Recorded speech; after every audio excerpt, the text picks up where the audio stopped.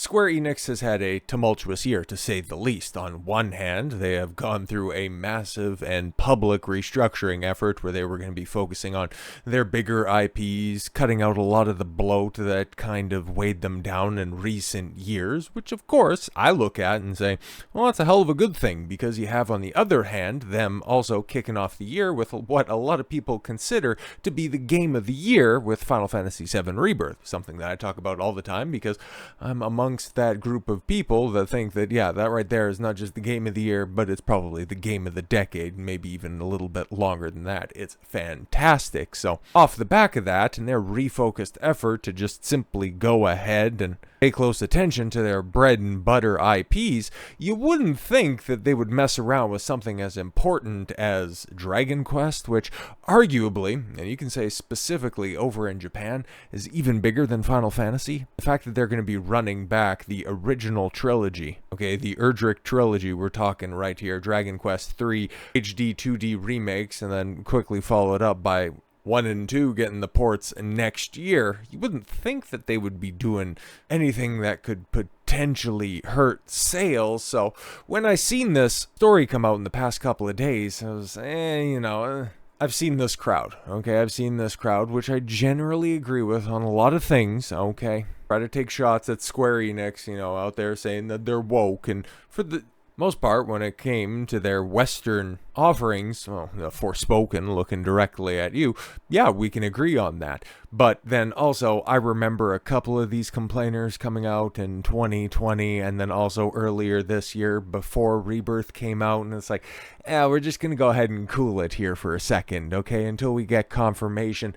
All of this is just simply rumors, speculation, that it could also just be because this is, of course, coming off of translations and stuff. Something else that Square Enix is very much known for, rough translation and localization, especially historically speaking. Going back to, Final Fantasy VII, this guy are sick, and is translating the name of one of the main characters. Remember how Aerith was Eris for 15 years? Unbelievable. So took this with a grain of salt, right? And the Square Enix to reportedly replace male and female options with gender neutral looks in upcoming Dragon Quest 3 HD 2D remake.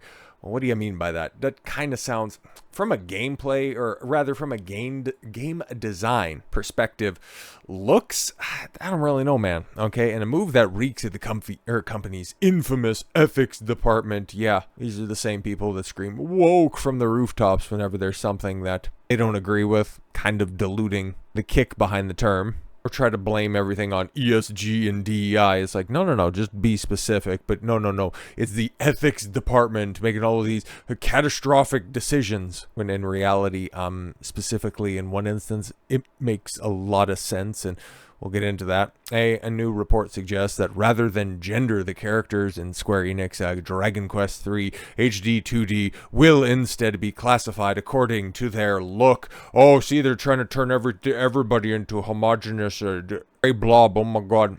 Seen immediately upon the original 1988 adventure, Dragon Quest 3 The Seeds of Salvation features the novel for the time, a gender mechanic that allows players to not only choose their gender with the game's protagonist, but also recruit male or female versions of each respective class, such as warrior, mage, or thief. So basically you had an even more customizable take on the job system from Final Fantasy, which I know Westerners are far more accustomed to. But if you play Dragon Quest, Dragon Warrior back in the cut, this is old hat to you guys. You already know this stuff, okay? While the decision to play as a man or woman ultimately has little effect on the game's narrative, put a pin in that for a second. The choice to play does determine their appearance, what equipment they can use, and which personalities, a trait that that has a slight effect on gameplay stats, they can potentially develop. And a memorable, if not inconsequential, element in the overall Dragon Quest III experience. Every version of the game, including the aforementioned 1988 original and the 1996 Super Famicom remake, the 2000 Game Boy Color remake, and the 2014 mobile remaster. Holy crap, I didn't realize that it's been ported so many times over, has explicitly labeled the mechanic according to standard male or female binary. However, it appears with the remake, this consistency will be coming to an end. Oh my god, see, they've just been overtake, Finally, Square Enix's very public partnership with Sweet Baby Inc. has officially washed up on Japanese shores, and they're ruining everything. according to noted Japanese entertainment scoop outlet Ryokuda 2089. Might have got that right. As machine translated. Does anybody notice a problem with that? Okay, this is a strict translation. Okay, have you read any of that stuff? Okay, any of the reporting that has come from foreign locations and read the strict translated text? It doesn't really come across as grammatically graceful as you would anticipate the message was initially developed with, but okay, let's just go here. Now, rather than male or female, the two options will instead be referred to as Look A, clearly a male hero, Look B, clearly a female hero. But also, this could be a developer build, if not just strictly lacking context of a strict translation. So, okay. Further, each look will be voiced respectively by Hiyama Nobuyuki, Hien, and Yu Yu Hakusho. Those are words. And Minaguchi Yuki, Videl in Dragon Ball. So, okay, cool. So the man's going to be voiced by a man, and the woman's going to be voiced by a woman. Where's the woke that's in here? Okay, I guess it's a trend of the times, wrote the unidentified scooper who broke the news. It seems that the game's other jobs will no longer distinguish between male and female in the name. No, it's simply, and I've read through a couple of articles on this, just seeing if I missed anything.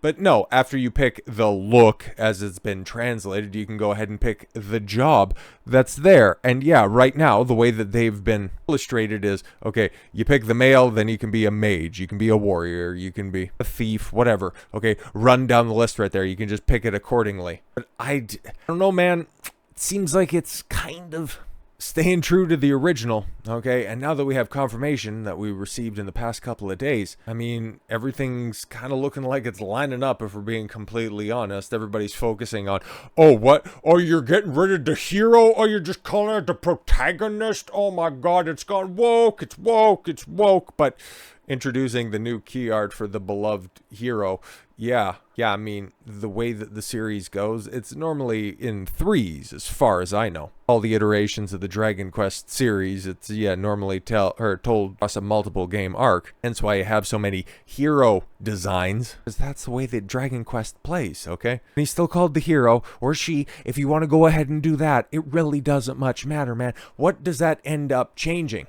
Again, it's another reason why I'm so skeptical, because people who are complaining about Rebirth, you don't get it at all, man, okay? Because I remember talking about this earlier in the year, Final Fantasy VII Rebirth, the company edited the scene in which Cloud originally stole a pair of Tifa's panties from her drawer in order to make it far less controversial. He still goes through her drawers, still goes through her stuff. The Nibelheim flashback. No, he doesn't explicitly take out, Tifa's orthopedic underwear. He still goes through her things. Square Enix also released a patch preceding Final Fantasy VII Remake that retroactively censored the teenage Tifa's cowboy outfit.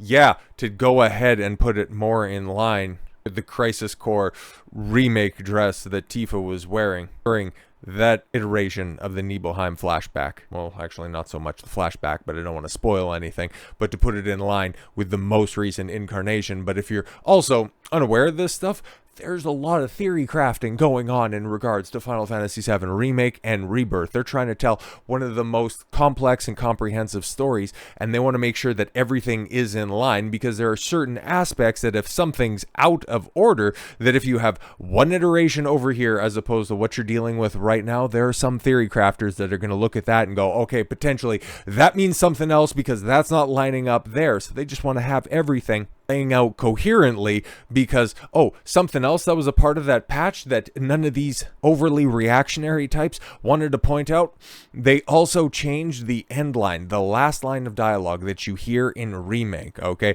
is it actually, okay, you got to give points to the localization team on this one, which is another reason why I'm not exactly all that convinced that there's some nefarious thing going on in the background with this hero selection stuff, because the localization team for the West, for the English-speaking audience, they ended up cooking a little bit too hard by making the final line of dialogue far too nuanced, so they ended up going back and changing it to be something more literal to fall in line with the story that they're telling. That's what that patch was all about. And if you don't know that stuff and you're just simply going, oh, they're trying to cover up the girl, they're trying to make it less sexy. Oh, they're also binding Tifa's chest to make it smaller because they don't like beautiful women. May I point you to the trailers that had the more revealing versions of the swimsuit, because there are two different beachwear outfits that Tifa and Aerith can wear. And what was the stuff that was in the marketing? The more revealing version. There's a point in time to call out shit when it's being changed for a political agenda. This ain't it, guys. This ain't it at all, okay? And we've been here before, okay? If the game comes out, and it's supposed to be coming out here right at the end of November or something like that, November 14th, right smack dab in the middle of the month, and it comes out and it's this absolute disgusting ideological mess that has completely and totally subverted the greatness that is Dragon Quest III, I will go ahead and revert my position 1000%. I'm just telling you, man, I've been here before. I've seen the complaints from both sides, and especially when it comes to Square Enix, especially when it comes to their Japanese releases, and I'm not convinced, okay? Because these are the people that are out there that just don't like Remake because just don't know. I don't think that they're being malicious. I also don't think that Square Enix in Japan is being malicious. I have yet to come across the evidence to convince me of such. But you have Yoshinori Kitase, okay, currently the producer for the Final Fantasy VII Rebirth project. He was the director on 6, the director on 7, director on Chrono Trigger. I think he was also the director on 8, but I won't hold that against him. But, you know, he's one of the OGs that's over there, and he's looking to the future, also thinking about, okay, once we finally get to the conclusion, once we wrap up everything in regards to the FF7 Rebirth, or rather Remake saga, what are we going to end up doing? And, of course, everybody's looking at how well and expertly crafted that is, and why don't you just go ahead and apply that to, I don't know, Final Fantasy IX, or the one that probably deserves it, and the one that would definitely end up fitting that style well, Final Fantasy VI. I mean, if you go back and you play the original, which, to be completely honest, I don't have much nostalgia attached to this, because for the first time I played that, I was in, like, my mid-20s, okay? I was too young to play it on Super Nintendo, never had the opportunity to go ahead and do that. I just simply played through the different ports that were out there. I think the GBA version is probably the best one of it. But yeah, I didn't do that until I was like 22 or 24. I can't quite remember specifically. But yeah, it's like second favorite Final Fantasy. No nostalgia attached to that. It's just that good of a game. And yeah, that narrative right there, if you're to go ahead and blow that out into a trilogy like what's happening with FF7, that's perfect. You know, the moment that you get to the Empire, that's when you end up cutting first game. And then, you know, when Kefka wins, that's when you cut the second game. Then you have the conclusion after that. Like, it's perfect. It is totally set up for that.